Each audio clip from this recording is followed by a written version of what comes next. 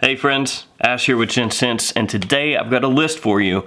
5 beast mode fragrances. Fragrances that have monstrous projection off my skin, great longevity, fragrances that are gonna last all day, fragrances that could potentially fill up a room. Technically, I've got 6 fragrances here, not 5, but 5 is a nice round number, so that's why I put 5 on the description. But technically, I'm giving you a bonus one. These fragrances run the gamut. Some of these are niche, some of these are designer, some of these are cheaper, some of these are more expensive. So without further ado, let's jump into this and go over these beast mode fragrances.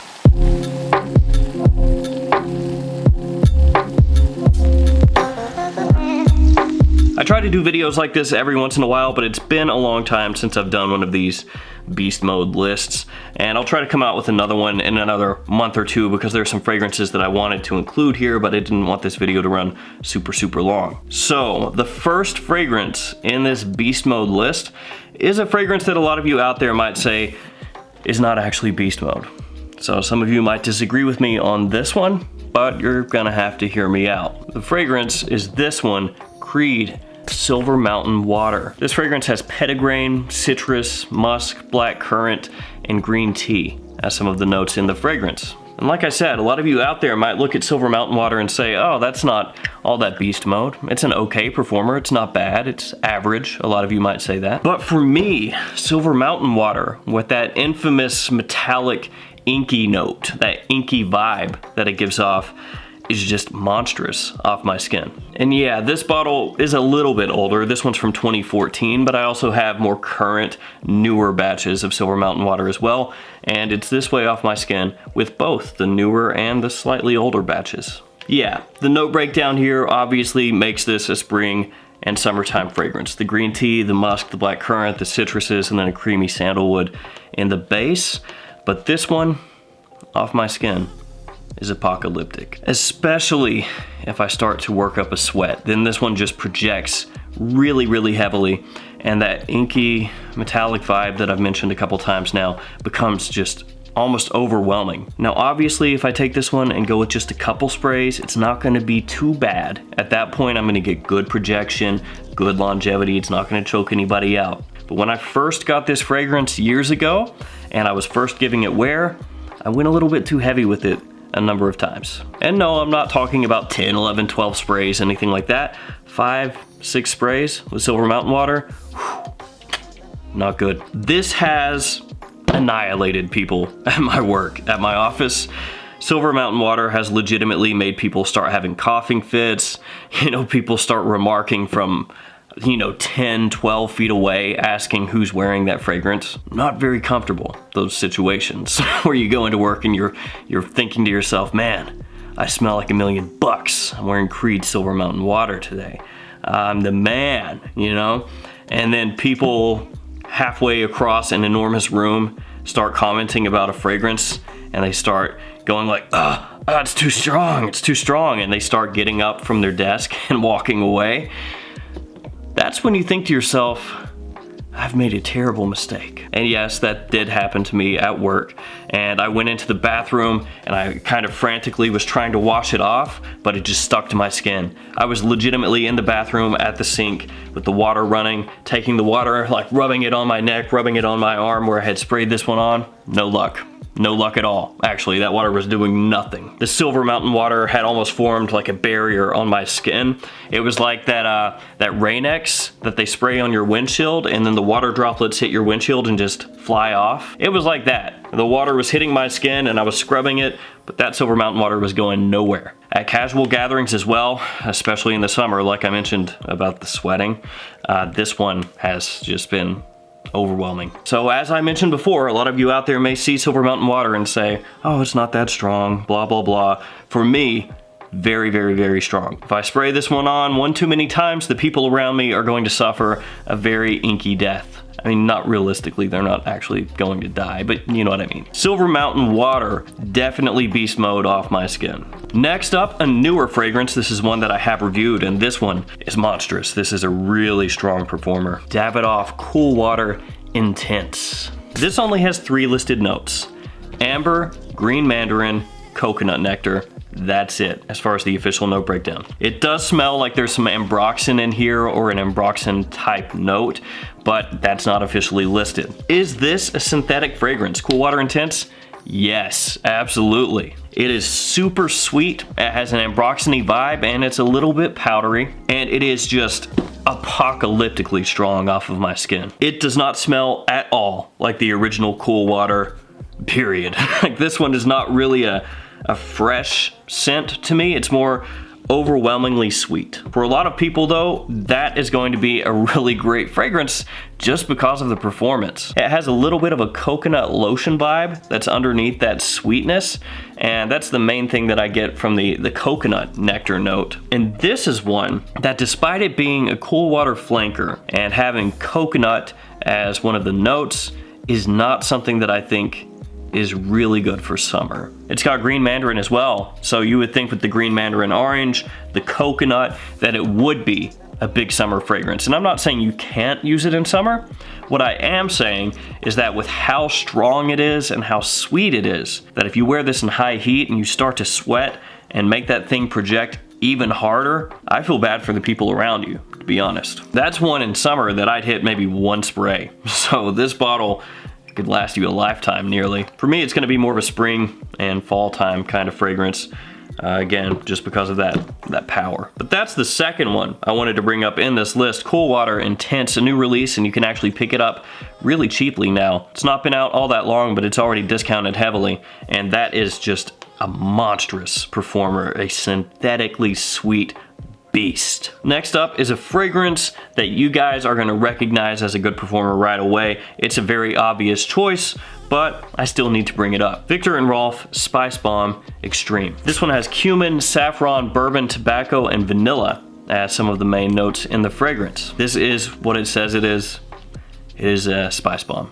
I know that's hard-hitting commentary, truly mind-blowing stuff. This one is a little bit sweeter than the original Spice Bomb, and that's gonna be because of the dark vanilla that they placed into this one that was not present in the original Spice Bomb. It's a little smoothed out as compared to the original Spice Bomb, in my opinion, a little bit easier to wear and easier to pull compliments with. The main spices you're gonna find in here are cumin, saffron, and then especially cinnamon. It's a fragrance that has great projection and great longevity, and thankfully Spice Bomb Extreme, at least off my skin, does not come across cloying, unless you just go insane with the sprayer and hit yourself with maybe 8 or 10 sprays.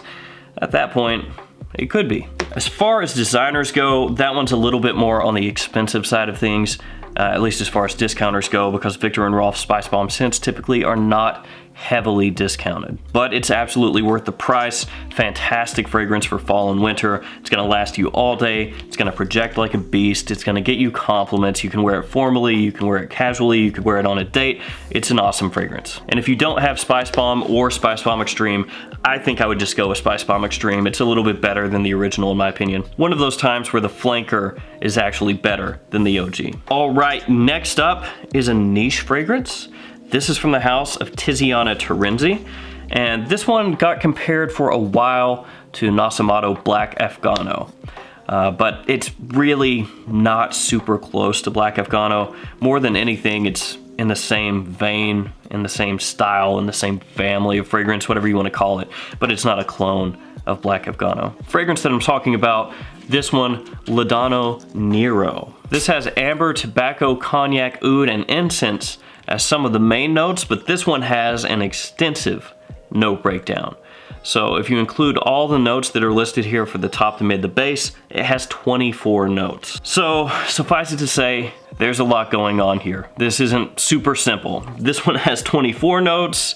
Cool Water Intense had 3 notes, but the thing they share in common, beast mode performance. This one is very boozy, incensey, resinous, and woody. It's a sweet fragrance, but at the same time, it's a very dark fragrance. This is not one of those fresh and sweet scents at all. It's more a boozy sweetness, a balsamic sweetness. If you're not used to niche fragrances, and you're not used to fragrances that maybe dabble a little bit in the dark arts, if you want to call it that, then this one might be challenging to you. It might be a little bit off-putting. Like I said, there's a whole bunch going on here.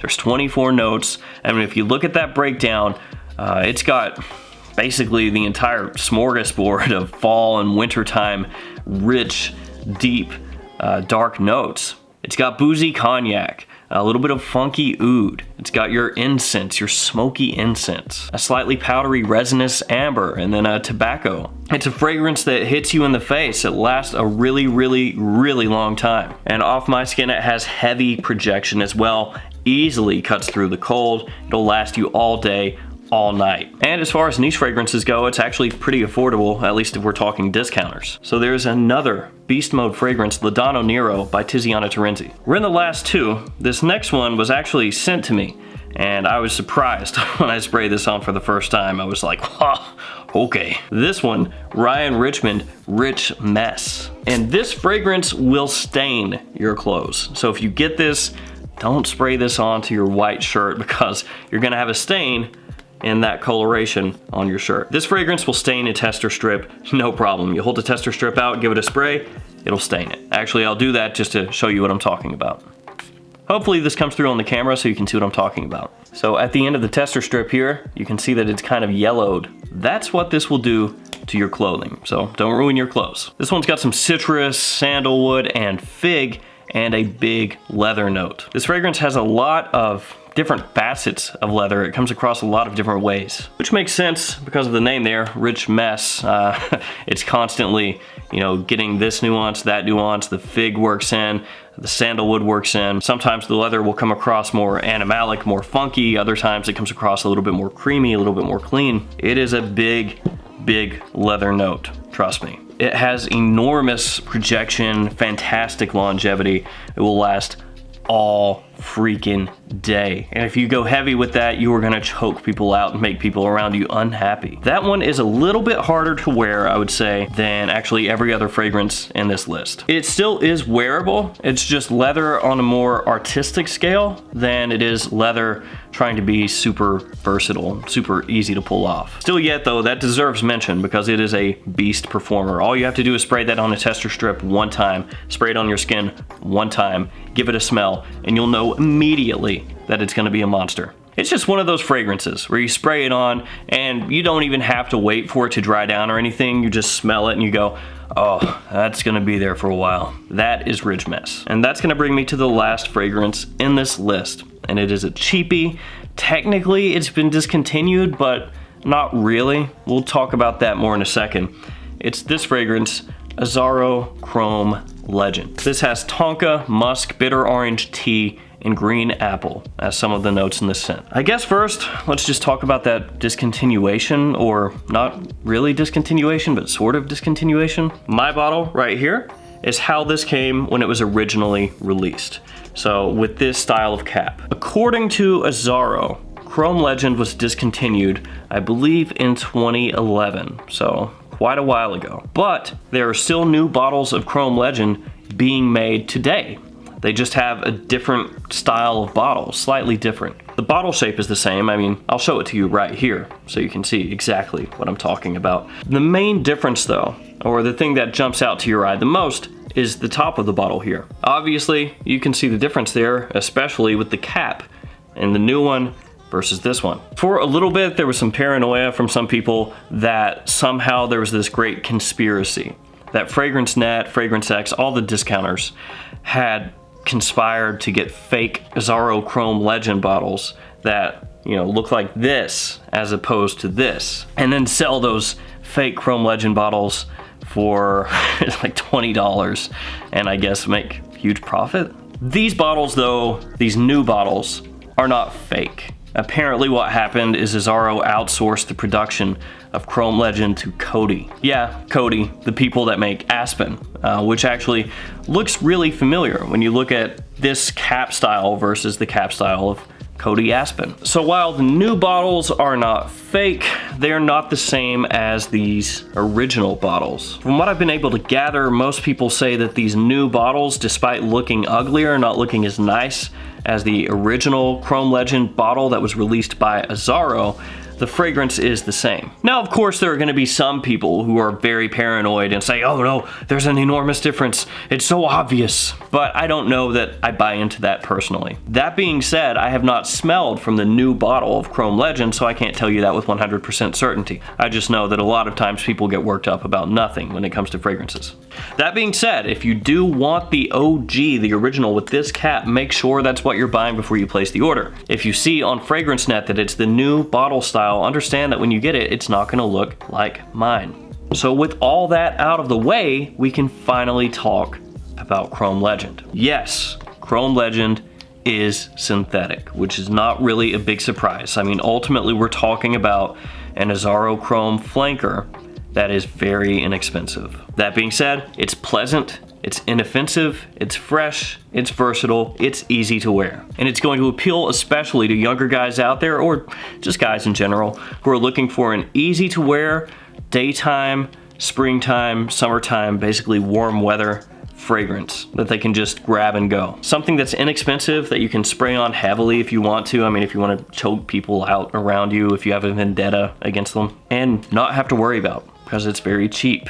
It's not hard to replace. It is more of a beginner's kind of fragrance. I mean, if you're really into niche or indie fragrances, you're gonna smell Chrome Legend and say, oh, it's so synthetic, it's so boring. But if you don't have an enormous collection, you want something that's gonna give you good performance, you know, great longevity, great projection, and it's not gonna cost all that much. Something that could potentially be versatile, something that could get you compliments, again, something easy to wear.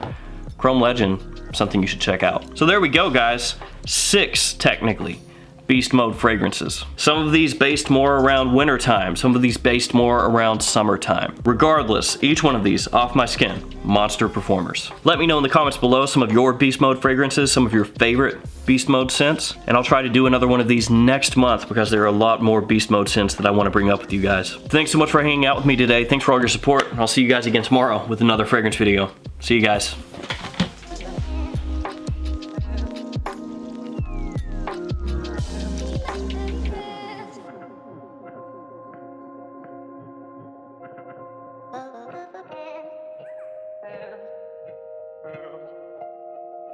Thank you.